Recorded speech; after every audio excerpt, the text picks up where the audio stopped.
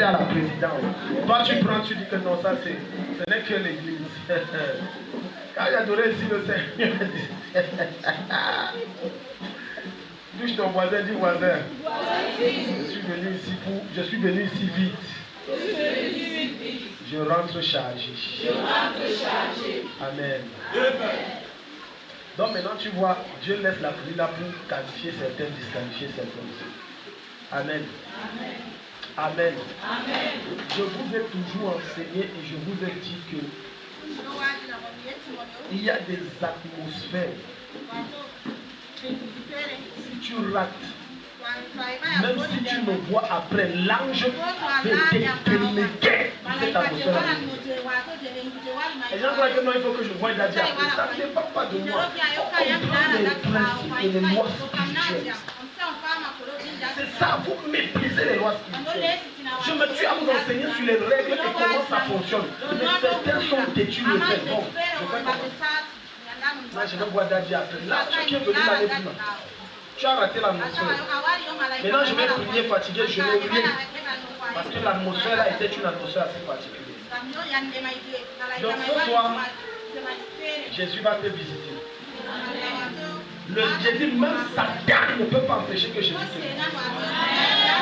Tu viens voir, même Dieu te visite. Même le diable, la seule personne qui peut empêcher ta visitation, c'est toi-même. Je vais te donner deux secrets majeurs, deux clés dangereuses, deux révélations exceptionnelles. Que si tu implémentes ça dans ta vie, je peux t'assurer à 10 000%,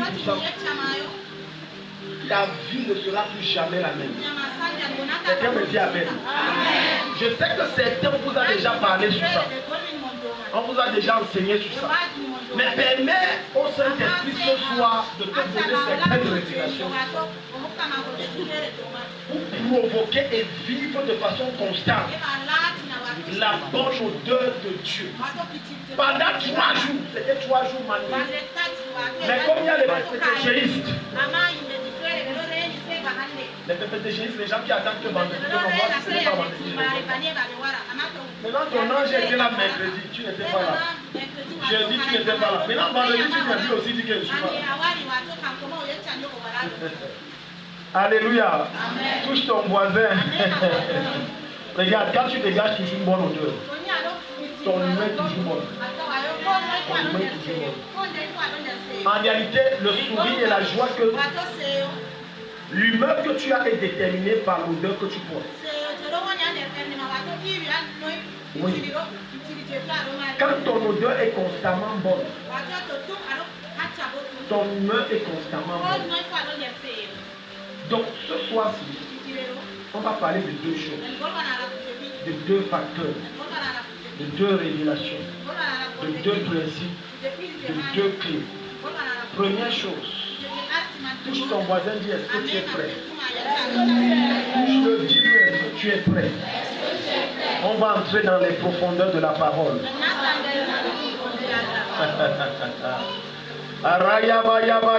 Je t'en supplie, si tu mets ça en pratique, rien ne peut te déstabiliser. Tu peux être frustré, mais tu n'es pas déstabilisé. C'est une chose d'être frustré, mais c'est une autre chose d'être déstabilisé. Tu peux être blessé, mais tu n'es pas déstabilisé. Tu peux être choqué, mais tu n'es pas déstabilisé. Et ce genre de choses fait en sorte que le parfum de Dieu t'accompagne par vie. Alléluia. Bon, regarde. Allons dans le livre de Matthieu 10, verset 32 à 33. Je vais te parler des choses étranges. Mais ces choses étranges, si tu les reçois avec le cœur de Dieu, parce que hier on a parlé du cœur de Dieu. Et Dieu est entré dans des profondeurs de révélations étranges et glorieuses. Aujourd'hui, Dieu veut t'amener à une dimension où tu ne manques plus de rien. Je dis, ce que je vous dis, ce n'est pas pour vous expliquer. C'est la pure et simple réalité et vérité de Christ. Je dis, tu ne manques de rien. On a l'habitude de lire et de dire ceci. Dans chapitre 23, l'Éternel est mon berger, je ne manquerai de rien. Mais on se retrouve constamment dans le manque. Parce qu'on a connu ce verset en partie. On n'a pas la révélation des mystères cachés derrière ce verset. On le cite, mais on le récite sans comprendre la quintessence et l'esprit de l'esprit. Première chose, c'est la suite. On était sur activer et amplifier la bonne odeur de Dieu. Et on a dit que la bonne odeur de Dieu n'attire que les bonnes choses. Est-ce que tu sais que quand tu dégages la bonne odeur de Dieu, il y a un type d'homme ici qui est une femme qui n'est pas mariée, qui ne peut pas t'apporter. Même si tu t'habilles comme un, il ne peut pas. Il y a un genre d'homme qui peut seulement t'apporter. La bonne odeur de Dieu fait en sorte que ce ne sont que des gens influents, riches et puissants qui t'abordent. À cause de l'odeur que tu dégages. Mais est-ce que tu sais que quand tu portes une odeur nauséabonde, peu importe si tu portes des jours restants et que tu t'habilles responsablement, ce ne sont que des bandits du quartier qui vont t'aborder. Le genre de personne qui t'aborde définit le genre d'odeur que tu dégages. Oui. Voilà pourquoi je vous ai dit. Parfois je vais ici à la boutique. Je m'habille relax. Quand je suis à la maison, j'aime m'habiller relax. Mais en route, quelqu'un va se prosterner et dit bonjour, grand DG. On ne se connaît nulle part. Il n'a pas dit pasteur. Grand DG, bonjour. Et on passe. Je ne le connais pas. Je ne sais pas d'où il sort. Je ne vous parle pas ça d'une fois. Plusieurs fois. Un tout simple pilote ou pantalon simple. Avec un haut simple. Mais c'est l'odeur qui amène les gens à Dieu. C'est pour ça que tu vas voir que malgré le genre d'habillement respecté que tu portes, tu as l'impression que les gens te méprisent. C'est l'odeur là qui fait qu'on te méprise. Alors que tu es habillé respectueusement, tu es classe. Mais malgré ça, on te méprise. Ce soit ce parfum qui t'habille. Ce parfum retiré de ta vie au nom de Jésus. Regarde, troisième chose, quand tu veux activer et manifester de façon permanente la bonne odeur de Dieu, après avoir circoncié ton cœur, tu dois maintenant faire ce qu'on appelle se soumettre et honorer ton Père spirituel. Je vais te sortir des choses. Écoute, tu crois ou tu ne crois pas, ça ne me regarde pas. Mon rôle, c'est de te montrer la voie. Parce qu'avec moi, ça marche clean. Et j'ai suivi beaucoup d'hommes de Dieu, ça marche aussi clean.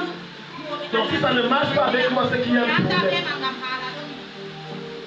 Le Père spirituel est ce qu'on appelle la source toute vie.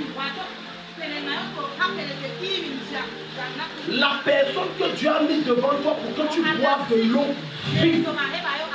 Je n'ai pas dit de l'eau. Parce que si je m'arrête à l'eau, il y a l'eau amère, il y a l'eau douce, mais il y a l'eau vive. L'eau douce n'est pas l'eau vive. L'eau douce, c'est l'eau qui permet d'abréger ta soif charnelle et humaine. Mais l'eau vive, c'est ce qui te permet de raviver ton âme et de faire de toi une source de vie pour d'autres personnes. C'est l'eau vive. Voilà pourquoi Jésus m'a dit, quiconque boira à moi des fleurs d'eau vive. Tout brebis, tout chrétien, tout être humain a un nom de Dieu que Dieu a mis devant lui. C'est pour ça que je dis les rencontres ne sont jamais hasardeuses. Jamais. Dans le règne de l'esprit, il n'y a pas de rencontre hasardeuse. Si chacun d'entre vous est présent ici ce soir, c'est parce qu'il y a quelque chose qui doit sortir de moi pour le bout d'un problème. Oui. Mais c'est la source. Si tu pisses dans la source et que tu bois l'eau de cette source, elle provoquera en toi une maladie. Si tu chies dans la source et que tu bois de cette source, elle te donnera le choléra. Une des choses qui détruit les destinées de beaucoup de chrétiens, c'est que l'eau que Dieu a mis devant cette personne s'est investie à fond. Et quand la personne a ce qu'elle veut, Elle part. Au lieu même de partir simple, tu te mets à murmurer et à saluer l'homme de Dieu. Tu es foutu. Tu es foutu. Maintenant, écoute, je vais te montrer un principe. Je vais te montrer. J'ai expliqué ça à mes fils spirituels. Maintenant, j'ai chassé sur toi les démons qui te torturaient. Tu viens ici, pardon. Baisse ça. Je vais entrer dans des profondeurs étranges. Voilà la soeur ici. J'ai chassé les esprits de mort, de sécheresse, de souffrance, d'oppression, de machin. Maintenant, sa vie est propre et sa vie avance. Elle commence à se proliférer, c'est-à-dire être heureuse. Maintenant, comme elle est bien, elle ne reconnaît pas la source. Elle se met à mépriser dans son cœur la source. Et elle ne s'arrête pas là. Elle se met à insulter la source, à salir la source. Or, en chassant ces démons, elle oublie une chose. Je suis devenu pour ce qu'on appelle une couverture. Ces démons ne peuvent plus l'attaquer à cause de moi. Maintenant, comme elle a décidé de me faire la guerre alors que je ne suis pas au plan d'une guerre quelconque, et que chaque fois je reçois cette sorte de quelque chose, spirituellement, ce qui se passe, c'est que mon âme qui constitue un bouclier lâche. Les anciens démons le disent. Ne joue pas avec la bouche qui t'a béni. C'est ce qui explique que tu vas voir un frère était dans une église et il prospérait. Et depuis qu'il a quitté, il sèche. Et il a marché chez les hommes de Dieu. On l'a prié, rien. Parce qu'il y a un homme, il n'y a pas deux. Il y a un. Que Dieu a mis. Il n'y a pas deux. Il y a un. C'est ce que j'ai dit au début. Si tu veux, tu crois ce que je dis. Si tu veux, tu les testes. Et c'est avec le temps que j'ai mûri. Et par l'enseignement que le Saint-Esprit m'a donné. Que j'ai compris pourquoi certaines personnes, quand elles me quittaient, elles séchaient. Je n'avais pas compris ça. Parce que j'avais remarqué que les gens. Mais leur vie devient rien. Qu'est-ce qui se passe? Pourquoi quand ils me quittent, leur vie devient rien? Je n'avais pas compris. Il a fallu du temps pour que Dieu m'enseigne. Maintenant, regarde. La manière dont tu accueilles l'homme de Dieu commence par l'accueil de ton cœur. Ce n'est pas le verbe que tu donnes. Regarde, Jésus va nous dire quelque chose. Matthieu chapitre. Si tu pouvais noircir un peu ça, c'est comme si la position est étrange. Ça va aller. Réduis un peu la taille. Réduis la taille.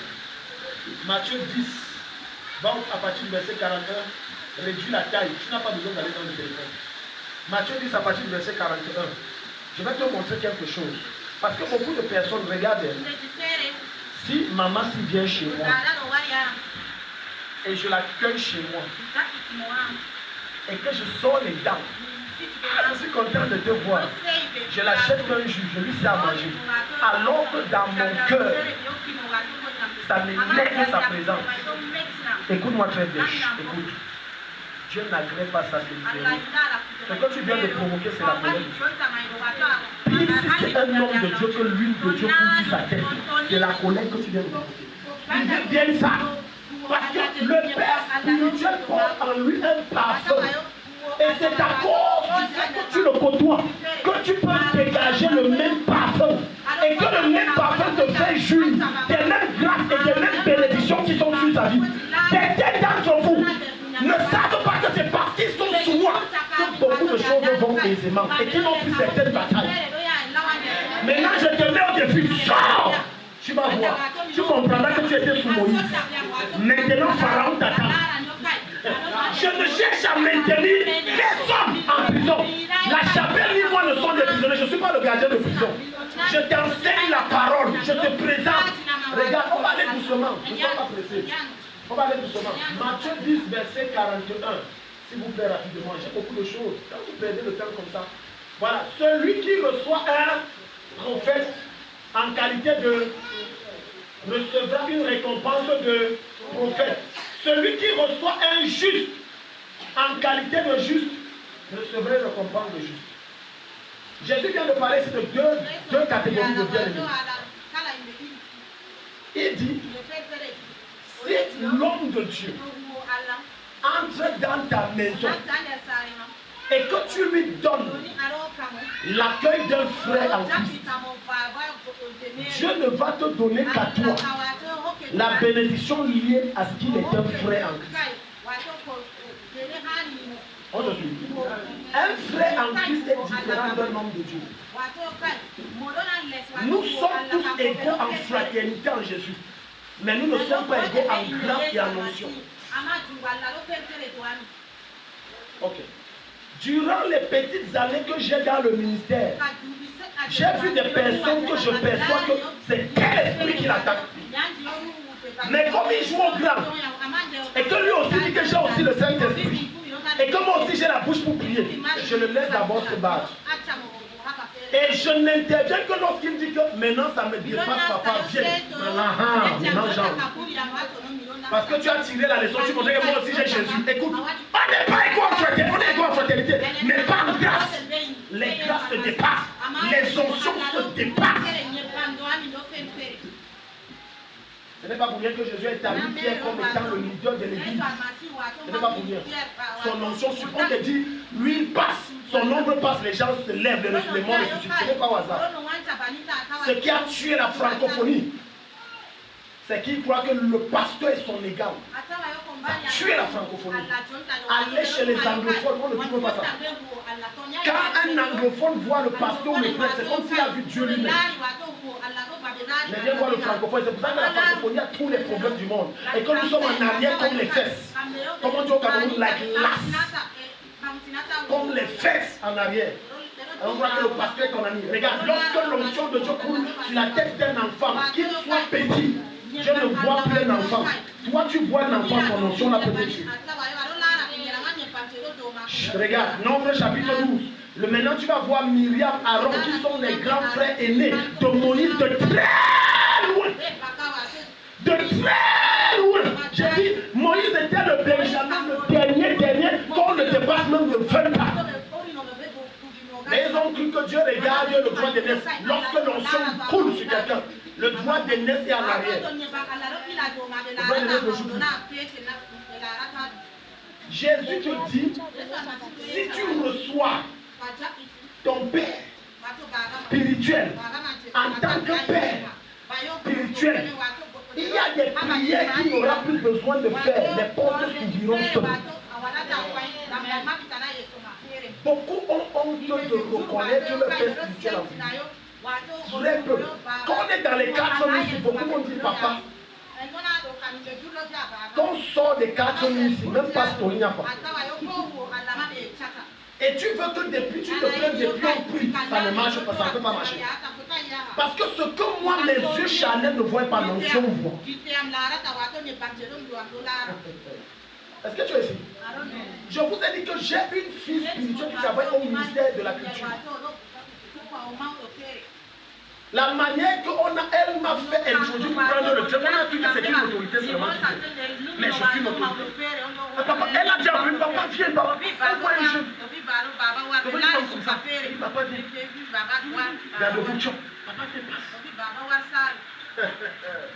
Écoute. C'est pour ça que chaque fois qu'elle m'appelle, il suffit que je dis Père, peu importe la force qui en elle, ça sort. Il n'y a pas un coup de fil, elle et moi travail, il n'y a pas effet. Jamais! Jamais! Jamais! Vous n'honorez pas les pères, mais vous voulez les bénédictions des pères, ça ne marche pas. Tout mépris que tu exprimes à l'égard d'un père, que dis-je de ton père spirituel, provoque une malédiction automatique. Je dis automatique. Beaucoup d'entre vous ne savez pas que le fait que l'homme de Dieu entre chez toi, c'est une faveur et une bénédiction qui n'a pas besoin, n'a même pas besoin de prier. Je dis rien que maintenant, regarde, chaque homme de Dieu est un sac d'odeur, de bonne odeur spirituelle et un camion de bénédiction. Je dis chaque homme de Dieu. Authentique et vrai. Donc quand il lance, qu'il le veuille ou non, il va laisser quelque chose. J'ai dit qu'il va laisser soit la bénédiction, soit la malédiction. Je dis qu'il le veuille ou non. Pourquoi? Parce que Jésus est en train de dire dans ce verset que ça dépend de toi. Ça ne dépend pas de nous. Mettez ça ici. Mettez ça ici. Pardon, posez ça ici. Ça me fait le temps. Mettez ça ici. Ça dépend de toi. Ça dépend de toi. Ça dépend de toi. Ça ne dépend pas d'un ange. Ça ne dépend même pas. Beaucoup ne savent pas que tu n'as même pas besoin que je prie pour toi quand tu m'honores. Automatiquement. J'ai suivi le témoignage d'un homme de Dieu, Raoul. Il est arrivé un jour chez un de ses fils spirituels. Tout était fait. Le fils spirituel a pris les dernières choses qu'il avait. Il a dit, papa, comme tu es venu, pardon, prends. Il a mangé. Après, il lui a dit, mais qu'est-ce que tu veux? Papa, c'est du tout bloqué. Il a dit, bon, tu es béni, ça va, tu vas. Il n'a pas pris. Le même mois, Dieu a déclenché des choses violentes. Parce que vous croyez que Seigneur, que vos jeunes vont prier. Non, il y a des choses qu'il faut une notion supérieure. Il y a des esprits qu'il faut rencontrer des esprits. Ce n'est qu'un grand esprit qui terrasse un petit esprit. Quand tu n'as pas le niveau, tu perds le temps. Passant le temps à mépriser les gloires. Jésus dit, celui qui reçoit la perception que tu as de moi détermine ce qui sortira de moi pour t'atteindre. La perception.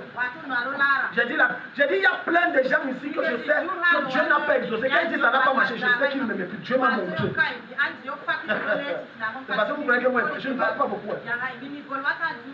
Et tu vois, moi j'ai une manie que tu dis, je prie, je fais comme je suis bête et je ne connais rien. Oh, ma soeur, bon. Mais je sais que ça ne marchera pas. Parce que Dieu m'a montré ton cœur. Mais je prie pour te faire plaisir. Comme tu aimes trop les prières, que tu refuses les principes et les lois spirituelles. Prions alors. Qui est ton père? Qui est ton père? Un père, c'est un repère.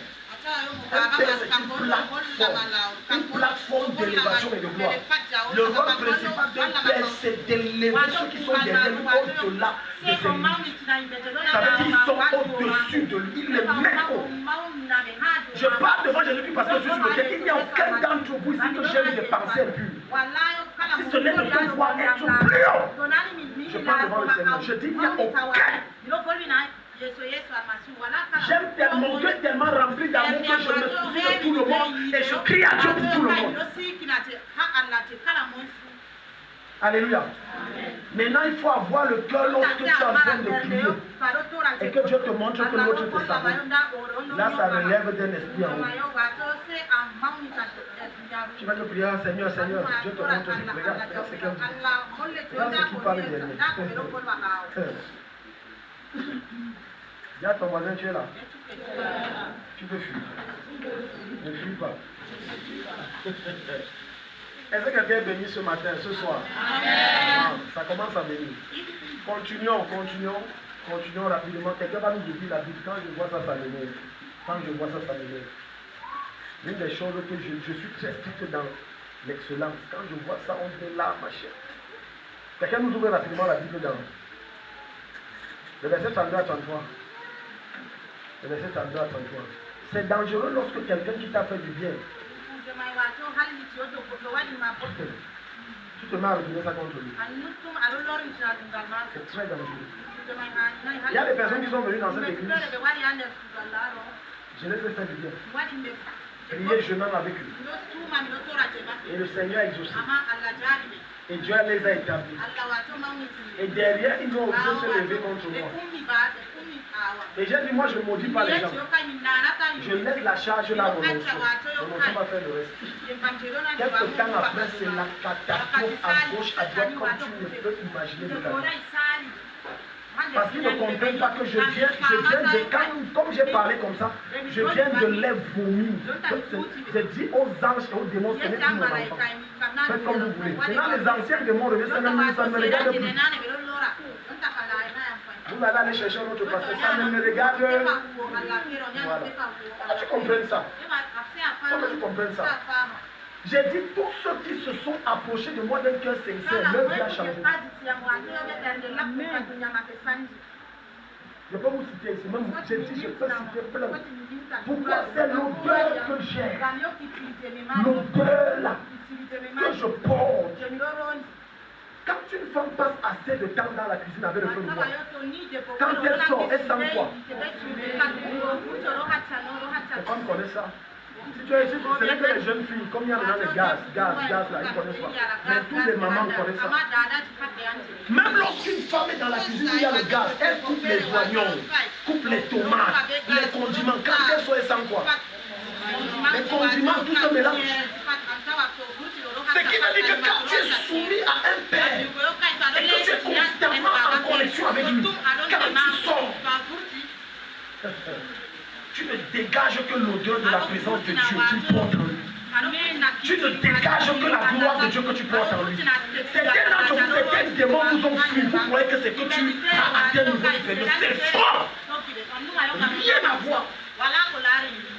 D'autres, il y a des manifestations spirituelles étranges, des visitations prophétiques étranges. Et ils se disent que non, Dieu m'amène. Oh, ils ne savent pas qu'ils sont fous. Et c'est normal ce qui arrive. Donc maintenant, regarde. Verset 32 de Matthieu, chapitre 10.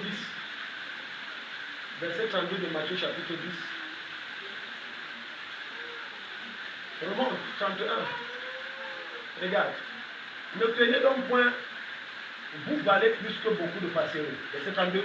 C'est pourquoi quiconque me confessera devant les hommes, je le confesserai devant qui? Devant les hommes, je le confesserai devant mon Père qui est dans les cieux. Verset 33. Mais quiconque me réunira devant les hommes, je le aussi devant mon Père qui est dans les cieux. Je vais t'expliquer ça. Faut que je t'explique. Si tu n'es pas capable de m'honorer en public, comme tu sembles le faire quand on est à deux,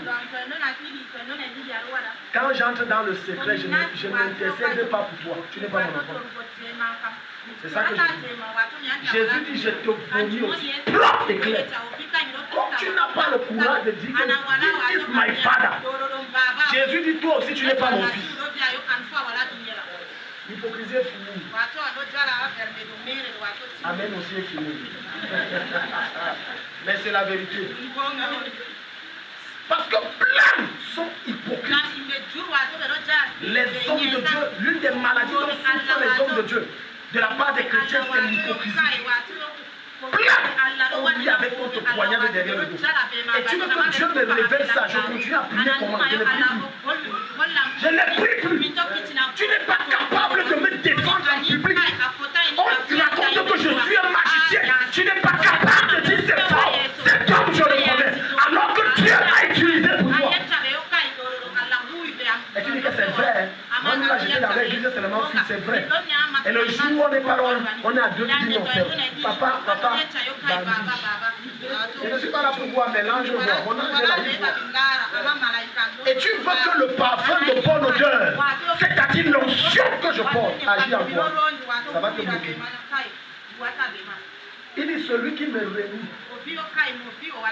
celui qui me réunit, celui qui n'a pas le cran de reconnaître que this is my father, ça c'est mon père.